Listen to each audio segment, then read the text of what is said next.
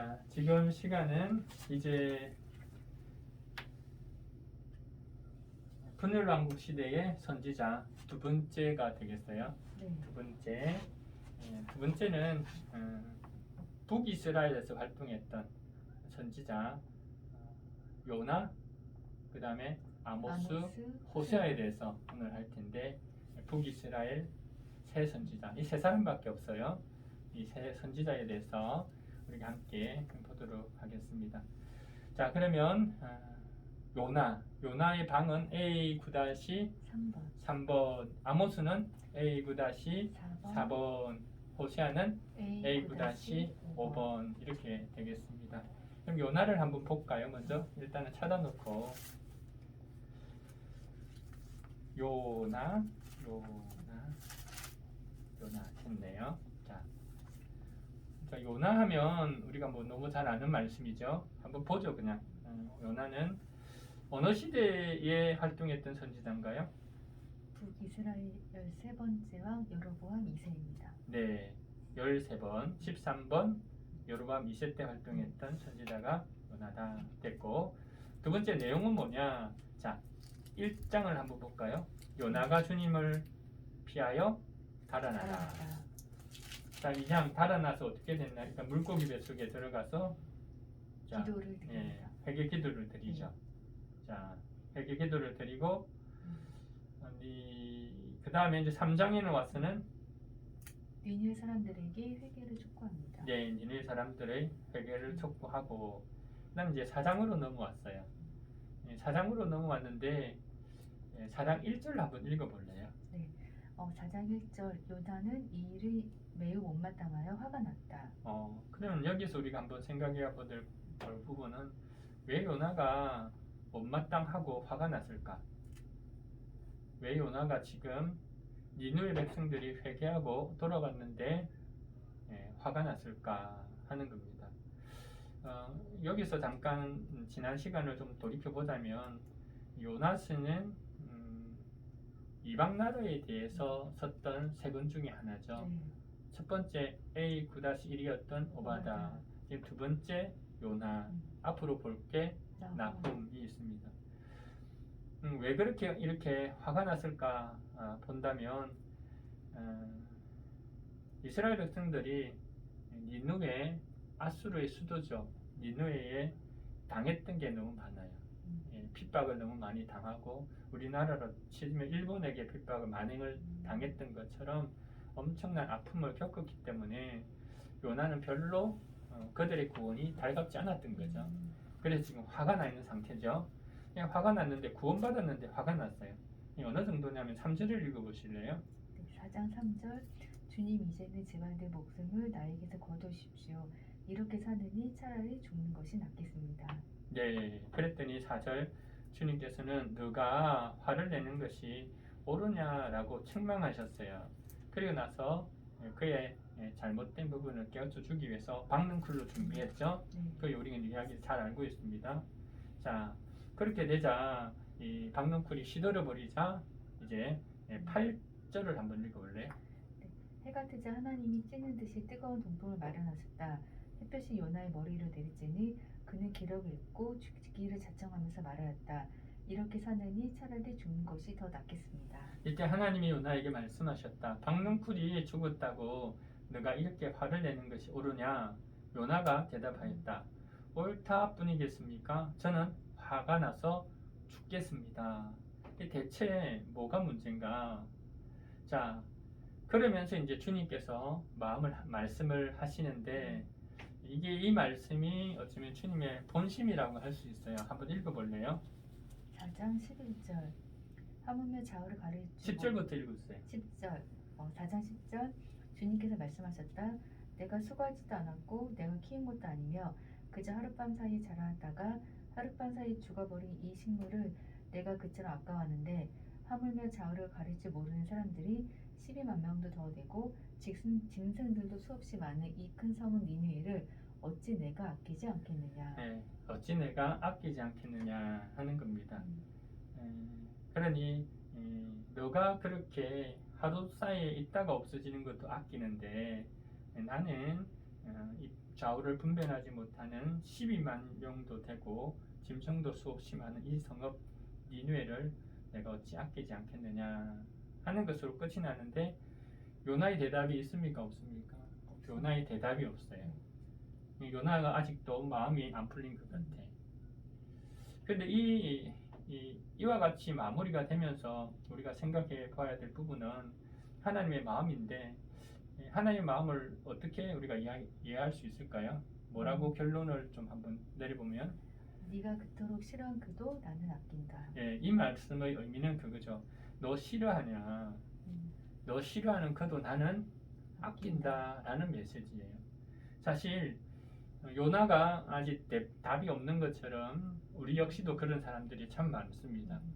내가 당했던 아픔과 수모 이거 끝까지 기억하고 절대로 용서하지 않는 마음 그리고 용납하지 않는 마음이 오늘 고집스러운 요나의 마음이 우리의 지금의 모습이 아닐까 하는 생각을 갖습니다. 지금도 우리에게 이 말씀을 주실 거예요. 요나서를 볼 때마다 우리가 생각해야 될 부분은 너가 그토록 싫어하는 그도 나는 아낀다 하는 주님의 음성을 들을 수 있기를 바랍니다. 이게 요나서입니다. 자, 두 번째로는요. A-C 이제는 4번 아모스가 되겠습니다. 아모스 보세요. 자, 호세아. 아모스는 몇 장까지 있나요? 아모스는 9장까지 있습니다. 네, 아모스는 9장까지인데 아모스는 9장이지만 딱 두 개로 나눌 수가 있어요. 1장부터 6장까지 성경을 보시면 1장부터 6장 그 다음에 7장부터 9장까지가 내용이 확 달라요. 그죠?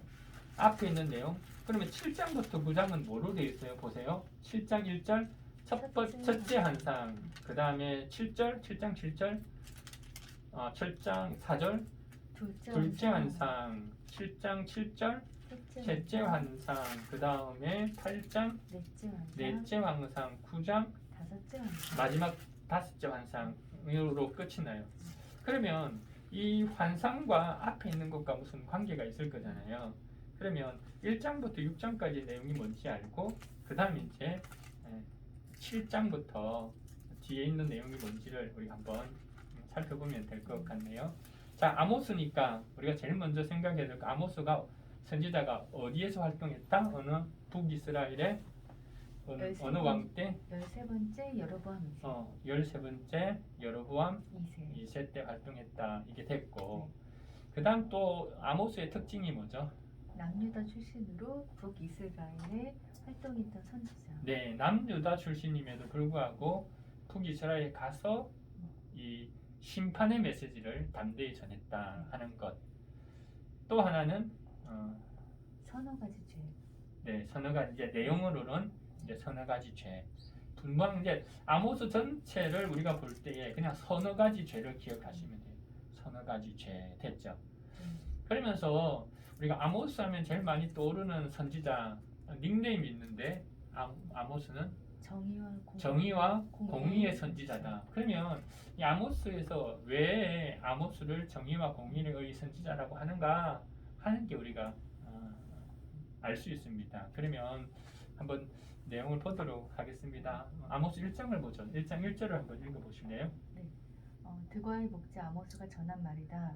그가 이스라엘에 일어난 일의 계시를 볼 무렵에 유다의 왕은 우시아이고 이스라엘 왕은 요아스의 아들 여로보암이었다. 네, 북이스라엘은 우시아 몇 번? 10번. 그죠? 네. 남유다는 우시아 10번이고 그죠? 북이스라엘은 13번 여로보암 2세다. 그런데 보니까 이 아모스가 이 예언을 하고 나서 2년 후에 엄청난 지진이 있었는가 봐요. 그죠? 지진이 일어나기 2년 전이다. 이렇게 이야기하네요. 그러면 이 아모스 하면 우리가 제일 먼저 그 내용을 이야기할 때 기억해야 될 게 서너 가지 죄라 그랬죠. 서너 가지 죄 이제 기억하고 이제 보겠습니다. 서너 가지 죄. 자, 1장 3절에 넘어와서 1장 3절 한번 볼래요? 나 주가 선고한다. 다마스쿠스가 지은 서너 가지 죄를 내가 용서하지 않겠다. 네, 이제 주위에 있는 나라를 이제 심판하는데 심판 이유가 서너 가지 죄 때문에 심판한대요. 그러면 이 아모스의 진행은 여러 나라를 쭉 이야기하다가 이제 제일 가까운 남유다도 이야기하고 그 다음에 이 아모스가 지금 선포하는 이 북이스라엘에 대해서 마지막으로 이야기를 하는 것으로 진행이 돼요. 자, 그러면 제일 먼저 주위에 있는 나라 중에서 다마스쿠스가 지은 서너 가지 죄, 그리고 이야기를 해요. 다마스쿠스가 지은 서너 가지 죄를 이야기하고 그 다음에 6절 네, 나 주가 선고한다. 가사가 지은 서너 가지 죄를 내가 용서하지 않겠다. 가사가 지은 서너 가지를 용서하지 않겠다 나오고요. 그 다음에 9절이죠. 나 주가 선고한다. 도로가 지은 서너 가지 죄를 내가 용서하지 않겠다. 네, 그 다음 11절. 나 주가 선고한다. 에돔이 지은 서너 가지 죄를 내가 용서하지 않겠다. 지금 주변에 있는 나라들의 서너 가지 죄입니다. 13절. 나 주가 선고한다. 암몬 자손이 지은 서너 가지 죄를 내가 용서하지 않겠다. 그 다음 2장 1절. 나 주가 선고한다. 모압이 지은 서너 가지 죄를 내가 용서하지 않겠다. 자, 이렇게 해서 주위에 있는 나라 이야기하더니 이제 제일 가까이 붙어 있는 나라죠. 그 다음에 4절. 나 주가 선고한다. 유다가 지은 서너 가지 죄를 내가 용서하지 않겠다. 네, 그러면서 유다가 지은 서너 가지 죄는 우리가 한번 읽어볼 필요가 있을 것 같아요. 한번 읽어볼래요? 그들이 주의 율법을 업신여기며 율법을 어신여기며 하나, 내가 정한 율례를 지키지 않았고 율례를 지키지 않았고 두 번, 오히려 조상이 섬긴 거짓 신들을 흘려서 그릇된 길로 들어섰기 때문이다. 조상이 섬긴 거짓 신들에게 홀려가지고 그 다음에 거짓 신들에 홀려서 그 다음 그릇된 길로 들어섰던 이 서너 가지 죄 때문에 유다는 심판할 거다 이렇게 이야기하고 나서 이제 본격적으로 아모스 남유다 출신인 아모스가 북이스라엘 가장 흥왕했던 그 상황 여로보암 2세 때에 이 메시지를 준 거예요. 충격적인 메시지죠. 뭐냐면 이스라엘에 내리시는 하나님의 심판인데 자 6절을 읽어볼래요? 나 주가 선고한다. 이스라엘 지은 서너 가지 죄를 내가 용서하지 않겠다. 네. 그러면서 이스라엘이 지은 서너 가지 죄를 쭉 이야기하는데 크게 두 가지로 요약을 할 수가 있습니다. 첫 번째로 정의와 공의를 정의와 공의를 잃어버렸던 사건 하나, 또 우상 숭배 이 두 가지입니다. 그러면 이제 앞으로 나오는 그 뒤에 있는 이야기들은 다 정의와 공의를 잃어버리고 우상 숭배에 빠졌던 이스라엘 백성들의 죄를 이야기하는 부분인데 앞부분만 한번 볼까요? 자, 6절을 계속 읽어볼래요.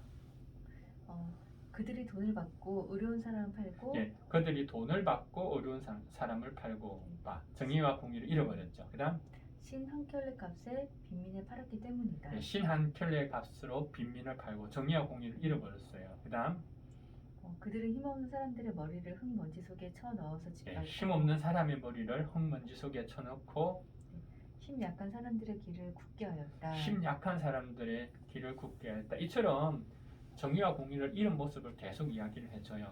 자, 정의와 공의를 잃은 모습을 이야기를 해주고 나서 그 다음으로 3장으로 넘어와서 그럼 어떻게 하겠다는 거죠? 심판하겠다는 거죠. 결국은 정의와 공의를 잃은 북이스라엘 여러분들에게 내릴 하나님의 심판 2절을 읽고 3장 2절을 읽어보세요. 나는 이 땅의 모든 족속들 가운데서 오직 너희만을 선택하였으나 너희가 이 모든 악을 저질렀으니 내가 너희를 처벌하겠다. 처벌하겠다 이렇게 이야기하십니다. 자, 처벌하겠다. 자, 그리고 나서 9절부터도 사마리아에게 내릴 심판에 대해서 이야기를 하죠. 그죠? 자, 그런데 중요한 건 이스라엘 백성이 돌아왔느냐 돌아오지 않느냐죠. 자, 4장 6절을 한번 읽어볼래요? 내가 너희가 사는 모든 성읍에서 기니거리를 남기지 않고 너희가 사는 모든 곳에서 먹거리가 떨어지게 하였다. 그런데도 너희는 나에게로 돌아오지 않았다. 자, 그런데도 하나님께서 이들에게 처벌을 약속하시고 또 심판을 내리시겠다고 이야기하고 어려움을 만나겠지만 결국 어떻게 한다고요? 돌아오지 않다. 그런데도 너희는 나에게로 돌아오지 않았다. 이렇게 이야기합니다. 그 다음 8절입니다. 8절을 읽어볼래요? 두세 성읍의 주민들이 물을 마시려고 비틀거리며 다른 성읍으로 몰려갔지만 거기에서도 물을 실컷 마시지는 못하였다. 그런데도 너희는 나에게로 돌아오지 않았다. 그런데도 또 돌아오지 않는 이스라엘의 모습입니다. 그죠? 그리고 9절은 내가 입마르병과 깐부기 병을 내려서 너희를 치고 너희의 정원과 포도주를 황폐하게 하였다. 너희의 무화과 나무와 올리브 나무는 메뚜기가 삼켜버렸다. 그런데 어떻게 해요? 그런데도 너희는 나에게로 돌아오지 않았다. 예, 그런데도 너희는 나에게로 돌아오지 않았다. 또 10절 계속 보면 10절 제일 마지막 그런데도 너희는 나에게로 돌아오지 않았다. 네, 그런데도 너희는 돌아오지 않았다. 11절 읽어보세요. 나 하나님이 옛날에 소돔과 고모라를 뒤엎은 것처럼 너희의 성읍들을 뒤엎었다. 그때 너희는 불 속에서 끄집어낸 나무 조각처럼 되었다. 그런데도 너희는 나에게로 돌아오지 않았다. 네, 얼마나 우매한지 이와 같이 어려움을 당했음에도 불구하고 돌아오지 않는 그런데도 돌아오지 않는 이스라엘의 모습, 북이스라엘의 모습을 이야기하면서 회개를 촉구하죠. 어떻게 그러면 여기서 끝난 게 아니라 어떻게 회개를 촉구하냐면 저기 5장 4절을 읽어보세요. 나 주가 이스라엘 가뭄에 선고한다. 너희는 나를 찾아라. 그러면 산다. 자, 그럼 이거예요. 나를 찾으면 산다는 거예요. 나를 찾으면 산다. 그 다음에 6절을 읽어보세요. 너희는 주님을 찾아라. 그러면 산다. 네, 나를 찾아라. 그리하면 산다라고 이야기합니다. 자, 이렇게 이야기를 했는데 이들이 회개를 하느냐? 회개를 하지 않았다는 거죠. 그죠? 회개를 하지 않았다. 자, 공의와 정의에 대한 이야기가 나오는데 어떻게 했는지 볼게요. 5장 7절을 읽어보세요. 너희는 공의를 스틱인 소태처럼 만들며 정의를 땅바닥에 팽개친 자들이다. 예, 소태라고 이야기하면 쓰다는 말이에요. 공의가 좋은 것인데 쓰지 쓴 것으로 만들어버리고 정의를 바닥에 내팽개쳐 버렸대요.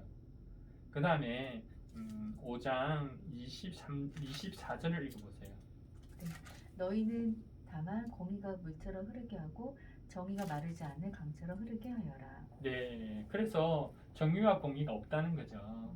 네, 계속적으로 이와 같은 그들의 정의와 공의를 잃어버린 이들에 대해서 회개를 촉구했지만 돌이키지 않는 이스라엘의 모습을 보고 있습니다.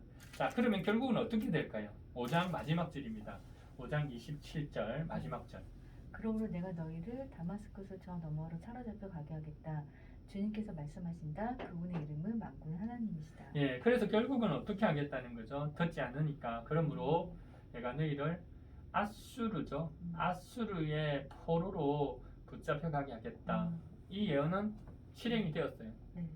722년 그죠? 예. 722년 북이스라엘이 망하게 됩니다. 망하고 나서 이 말씀대로 그대로 그의 자녀들이 사로잡혀 포로로 붙잡혀 가게 되죠.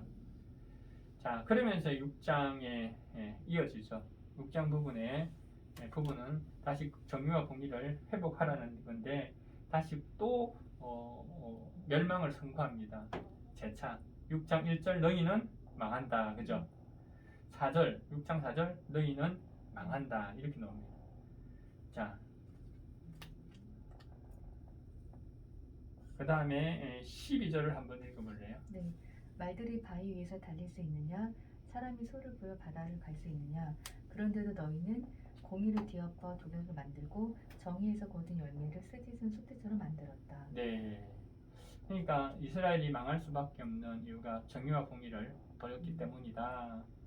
자, 이렇게 선고를 했는데 결국 돌아오지 않았죠. 안타까운 메시지가 그러니까 정의와 공의를 목놓아 부르짖었던 선지자가 아모스 선지자다. 자, 이렇게 이야기하고 나서 그 다음 이제 14절에 보시면 이스라엘 가문아 내가 한 나라를 일으켜서 너희를 치겠다. 이게 아수르예요. 아수르를 일으켜서 쳐서 결국은 722년에 북이스라엘이 망하게 됩니다. 그 다음 7장으로 넘으면 1장부터 6장까지가 이 이야기예요. 결국은 1장부터 6장까지 이야기가 서너 가지 죄, 정의와 공의를 잃어버리고 그 다음에 우상숭배에 빠진 이들의 죄를 회개하라. 그런 거 회개하면 주를 찾으면 살 거다라고 했지만 그래도 그들은 돌아오지 않았다는 거죠. 자, 그러면 7장부터는 뭐냐면 환상을 보여줘요. 그래도 안 들으니까 또 환상을 보여줍니다. 이와 같은 환상이 7장 1절을 한번 읽어볼래요? 네. 주 하나님 나에게 다음과 같은 것을 보여주었다. 주님께서 재앙에 쓰실 메뚜기들을 만드신다.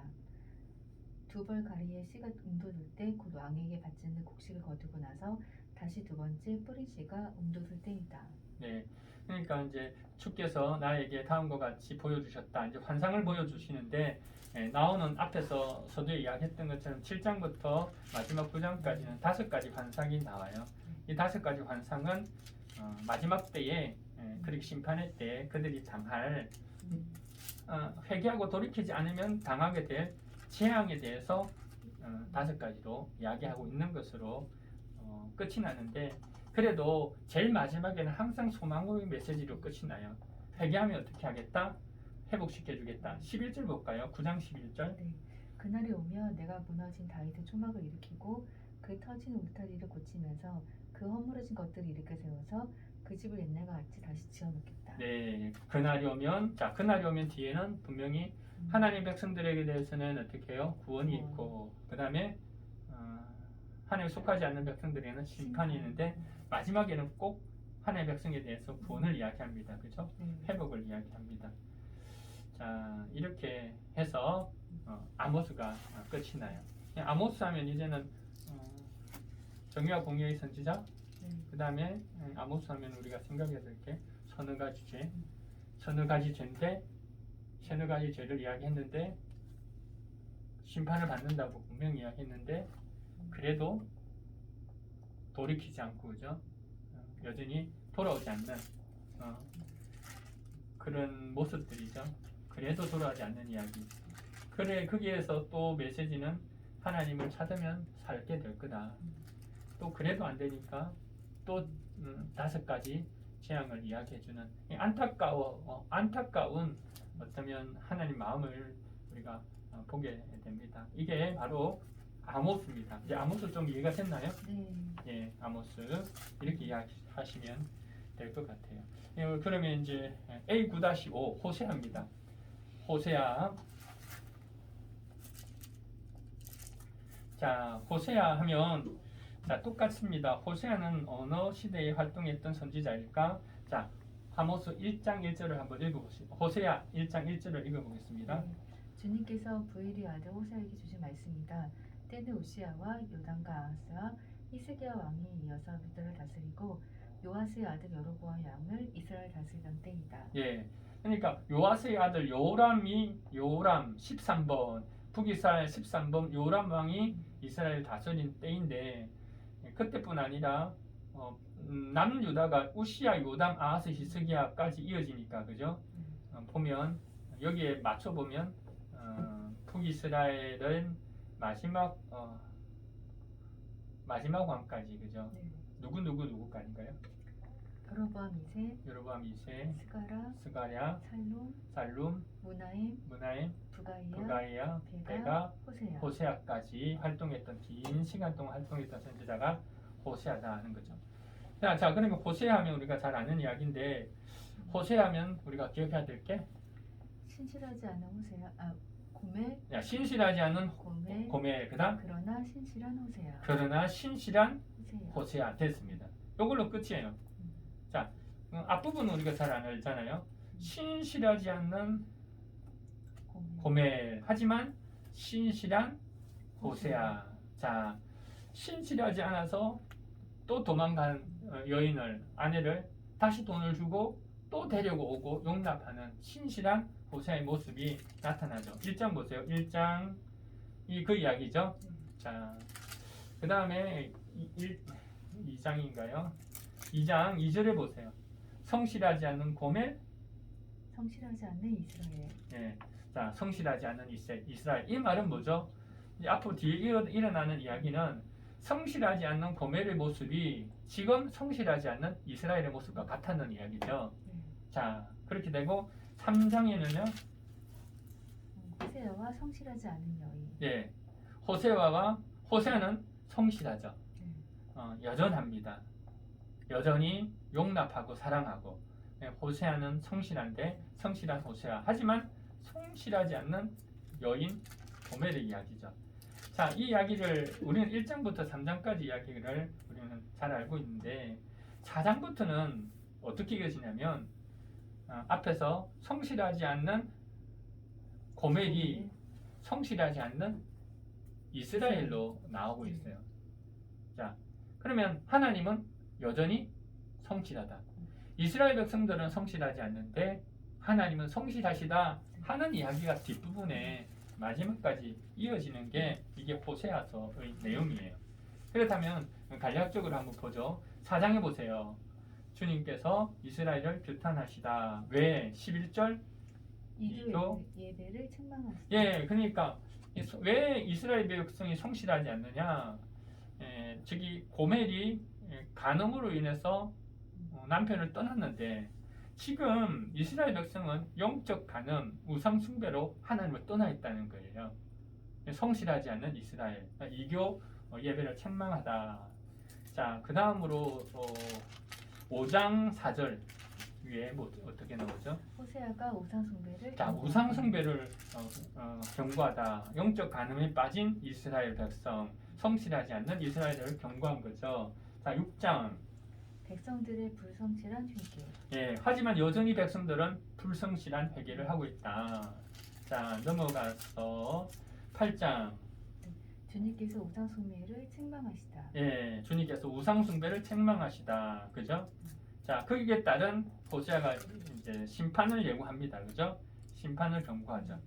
자, 11장 보세요. 하나님이 반역한 백성을 사랑하시다. 네, 하지만 성실한 하나님 11장에 와서는 여전히 성실하신 하나님의 모습을 보여주고 있습니다. 이스라엘 백성은 성실하지 않지만 하나님은 여전히 성실하시다 하는 이야기입니다. 그리고 나서 마지막 14장으로 딱 넘어오면 마지막 14장에 오면 결론 부분인데 이 결론 부분에 보면 앞에 있는 이스라엘 백성이 어떤 상황인지를 우리가 한눈에 알 수 있습니다. 그것이 바로 14장 2절인데 너희는 말씀을 받들고 주님께로 돌아와서 이렇게 하려라. 이렇게 기도하라는 거죠. 호세아가 이스라엘 백성들에게 이야기하는 겁니다. 하나님께로 돌아와서 지은 죄를 고백하고 회개하라는 겁니다. 이렇게 우리가 지은 모든 죄를 용서하여 주십시오. 우리를 자비롭게 받아 주십시오. 수송아지를 드리는 대신에 우리가 입술을 열어 주님을 찬양하겠습니다. 하고 나서 계속 다시는 아시리아에게 우리를 살려달라고 호소하지 않겠습니다. 군말을 의지하지도 않겠습니다. 다시는 우리 손으로 만들어 놓은 우상을 우리 신이라고 고백하지도 않겠습니다. 고아를 가엾게 여기시는 분은 주님밖에 없습니다. 네, 이 모습이 바로 신실하지 않는 이스라엘의 모습이라는 거죠. 하나님은 여전히 신실하신데 이스라엘 백성들은 어떻게 했나요? 하나님을 의지하지 않고 열강을 의지하는 겁니다. 군말을 의지하게 되고 또 우상을 섬기게 되고 이 성실하지 않는 이스라엘에 대해서 회개하고 하나님께로 돌아오라고 외치는 것이 이 호세아서의 내용이라는 거죠. 결국 이제 마지막에는 또 소망으로 끝이 나겠죠. 자, 14장 4절을 읽어보세요. 네, 내가 그들을 반역하는 병을 고쳐주고 기꺼이 그들을 사랑하였다. 그들에게 품었던 나의 분노가 이제는 다 풀렸다. 네, 여전히 하나님 기다리셔요. 언제나 돌이키기만 하면 하나님이 용서해 주시겠다는 메시지입니다. 하나님 왜? 성실하시니까, 신실하시니까. 우리는 신실하지 않아도 하나님이 여전히 신실하십니다. 중요한 건 우리가 돌이키기만 하면 된다는 메시지죠. 이게 호세아입니다. 자, 그럼 오늘은 북이스라엘에 활동했던 3명의 선지자. 자, A9-3 요나, A9-4 아모스, A9-45 호세아. 호세아까지 오늘 나누었습니다. 여기까지요. 네.